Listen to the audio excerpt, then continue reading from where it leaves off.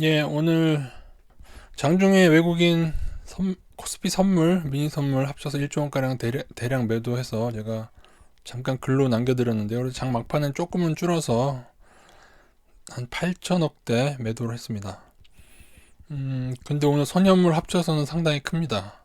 외국인 선물 5,340억, 미니 선물 3,145억, 8,500억가량 코스피만 선물을 매도했고요.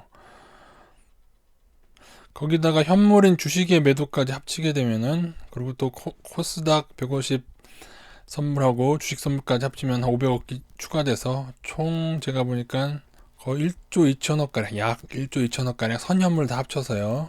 이거랑 아까 그 선물이랑 그다음에 주식 선물도 있고, 그다음에 주식 선물도 390억이죠. 그리고 코스닥 150 선물도 한 100억대 매도가 있어서 대략 계산했을 때 선현물 합쳐서 1조 2천억 대거 매도를 했습니다. 선물 누적은 확 줄었습니다. 그래서 합쳐봐야 지금 약 2,800억 정도만 남았죠.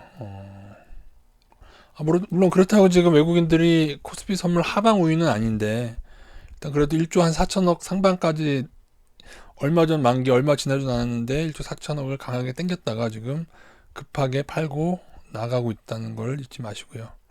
오늘 장 시작 전에 제가 조금 어젯밤 다우 나스닥이 뭐 5일선 이탈하고 22선 이탈하고 해가지고 남겨드렸는데, 만약에 여기서 꺾여서 내려오게 되면요, 뭐 여기서 만약에 오른다 하다가 꺾여서 만약에 내려오게 되면은 늘 얘기했던 1만선을 넘네 만에 하다가 꼬라박는 스타일 패턴이 되는 건데, 글쎄요, 설마 이렇게 정직하게 진짜 1만선을 살짝 넘고 꼬라박을지 그건 잘 모르겠습니다. 어쨌든 살짝 넘는 쪽 꼬라박는 패턴이 있기 때문에 여기 회복 전에 원미리는 만약 여기까지 깨게 된다면은 어쨌든 좀, 그리고 또 5일선이 깨져서 잘 봐야 됩니다. 예, 좀 잘 봐야 돼. 그래도 아직 요 추세는 깨지지 않아서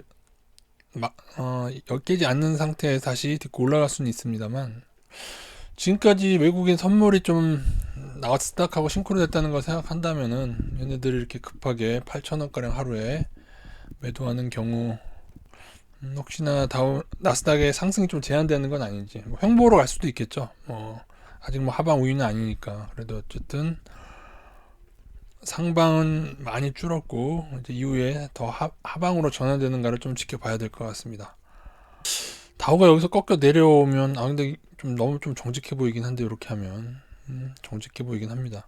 조금은 더 헷갈리게 한 다음에 해야지 사람들이 더 속지 않나 싶긴 한데, 근데 우리나라만 본다면요, 이미 개인들은 많이 속고 있는 것 같아요. 이게 뭐 부동산 큰 손의 자금이든 어떻든 간에 어쨌든 개인 자금 아닙니까? 개인 자금이에요. 기관의 자금이 아니라는 거죠. 이쪽 주식 세계에 있는 자금이 아니라는 거죠. 부동산에 있다 온 분은 이든 뭐 누구든, 아니면 뭐 강남 사람들의 돈이든 간에, 유동성이 넘치는 돈이든, 와, 이거 오늘 하루에 1조 한 5천억을 매수를 하네요.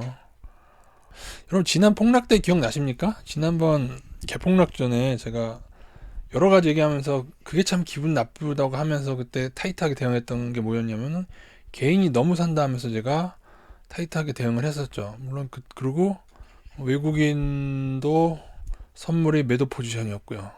외국인도 파는 중이에요. 그러니까 그때도 세박자가 맞았는데, 이제는 이제 선물이 엇박이 나다가, 그래서 선물이 엇박이 나고 있었어요. 계속 차트도 엇박이죠. 차트도 상향 내고, 그러니까 세 가지 중에 두 가지가 엇박이 나서 상승을 했다가, 이제는 뭐 차트를 뭐 5일선 깨졌다고 하락을 못 박을 수는 절대 없습니다. 그건 알고 계시고요. 단 외국인의 선물도 뭐 하방 우위는 아니지만은 어쨌든 간에 향후에, 늘 말씀드렸습니다만, 코스닥은 5일선에 깨질 때마다 조심한다고 하는데 오늘 살짝 깨졌습니다. 깨졌다고 보기엔 뭐하는데, 아주 정말 살짝 깨긴 깼어요. 딱 걸려있는 거죠, 5일선에. 지금 딱 걸려있는데, 코스닥에 비해 코스피는 안 좋습니다. 21선 이탈하게 됐어요. 이것도 이 추세를 깼죠. 늦춰 잡아도 살짝 깬 것 같은데요, 그죠? 그잖아요. 그래서 반드시 확인하고 가자. 외국인의 주식 매도는 쌓여왔고, 지금 엄청나게 쌓여왔고, 그 다음에 좀 조심하시고요. 하방 5위까지는 아닌데 상당히 줄었습니다. 지금 그래도 주식 투자를 안 하는 건 아니고 인버스를 끼고 하는데 인버스를 고려했을 때 지금 투자 비중이 굉장히 낮습니다. 물론 얼마나 낮아야 되는가는 본인이 잘 판단해서 인버스도 적당히 하시는데 어쨌든 한 가지 하지 말아야 될 것은 비주로 주식하지 마세요. 비주로 무리하게 절대 하지 마시고 여유 자금으로만 해야 됩니다. 근데 그 여유 자금으로만 하는 중에 그 중에서도 이제 조금 그 중에서도 좀 조심을 해서 인버스를 하고 그러니까 주식은 늘 여유 자금으로 하시고 그렇게 해야 됩니다. 물론 피곤하고 이게 언제 꺾여 내려올지 보면서 이렇게 하는 게 피곤하긴 한데 본인이 뭐 장투하겠다 그럼 상관없어요. 너 비주로 장투하겠다 그건 안 돼요. 안 돼요. 비주로 뭘 해요. 그 비주로 나가는 이자 때문에 안 됩니다.